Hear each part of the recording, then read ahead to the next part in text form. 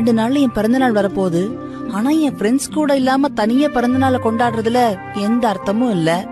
என் பிறந்தநாள் அன்னைக்கு beam, Raju, Chutki, jug எல்லாரும் இருந்தாங்கன்னா எவ்வளவு நல்லா இருக்கும்.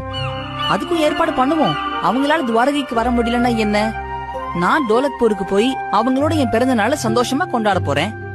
திடீர்னு என்ன நேர்ல பார்த்த உடனே பீம் அப்படியே அசந்து போயிட போறான்.